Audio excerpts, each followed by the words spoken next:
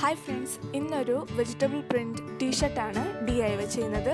ഇതിനായിട്ട് വേണ്ടത് fabric paint. ഞാനിവിടെ റെഡ് കളർ, ഓറഞ്ച്, ഗ്രീൻ, പിന്നെ ഡാർക്ക് റോസ് കളറാണ് യൂസ് ചെയ്യുന്നത്. പിന്നെ ഒരു പൊട്ടറ്റോ വേണം. പൊട്ടറ്റോയുടെ ഒരു ചെറിയ പീസ് മതി. പിന്നെ ഒരു പ്ലെയിൻ ടീഷർട്ട്. ഞാൻ ഇവിടെ വൈറ്റ് ടീഷർട്ടാണ് എടുത്തിരിക്കുന്നത്. ഇനി നമുക്ക് വെജിറ്റബിൾ പ്രിൻറ്റിങ് ചെയ്തു തുടങ്ങാം. ആദ്യമായിട്ട് ഞാനതിൽ റെഡ് കളർ യൂസ് ചെയ്യാണ്.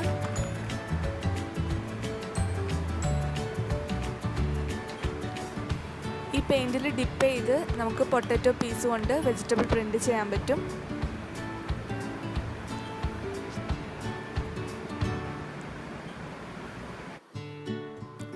ഞാൻ എടുക്കുന്ന ഷേപ്പ് ഒരു ചെറിയ ട്രയാങ്കിൾ ആണ്.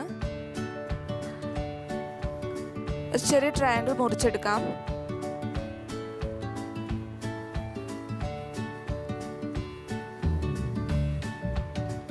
ഇതൊന്നുകൂടി ഷേപ്പ് ചെയ്യാണ്.